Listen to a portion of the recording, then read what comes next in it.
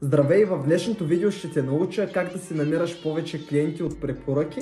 Леко интро за нас. Нашия основен бранд е The Team, като там ние помагаме на хората да постигнат по-добра физическа форма. Имаме над 100 активни клиенти, които са на дългосрочни абонаменти.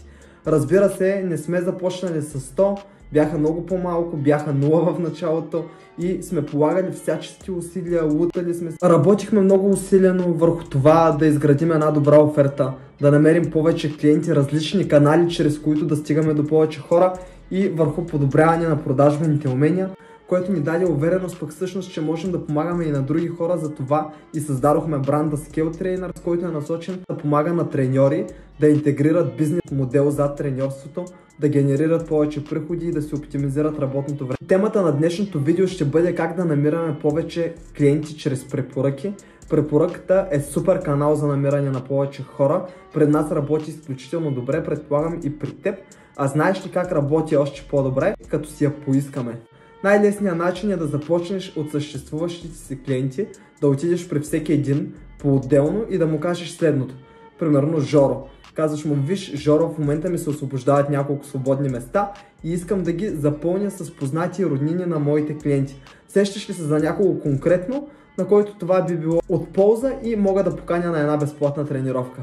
Ако Жоро каже да, примерно сещам се за някой, оттам ние искаме контакт на човека, за да може лично да му се обадим, а не да чакаме той да се свържи с нас.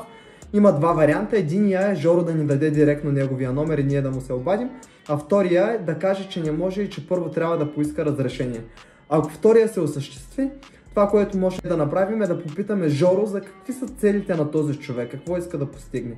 И ако той ни сподели, че неговия приятел примерно иска да свали килограми, можем да подготвим някакви файлове, които са със съвети как да се намали теглото или нещо от сорта и да изпратим на Жоро с молба да изпрати файла към неговия познат. По този начин разчупваме леда и повишаваме шанса да стигнем до среща с приятел. И когато видим Жоро в залата следващия път, го питаме дали е успял да изпрати информацията, която ние сме му предоставили към неговия приятел. Много добра практика тук е, когато получаваме препоръки, да ги съхраняваме в някаква таблица, така че голяма част от тези хора те няма да ни станат клиенти веднага.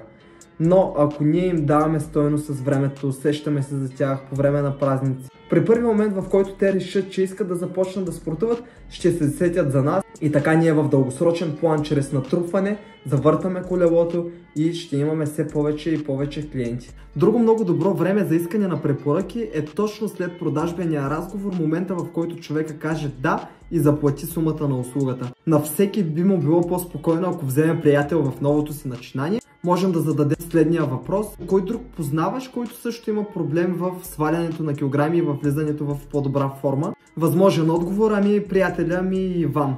И тук ти вече можеш да му кажеш: добре, защо избра точно Иван? Тук най-вероятно той ще сподели какви са трудностите, какви са пречките, които Иван изпитва и за това той е избрал него. И след това ти му казваш: добре, а смяташ ли, че нашата програма би могла да помогне на Иван в това той да си постигне целите? Евентуалният отговор е, че най-вероятно да, вашата програма ще му помогне.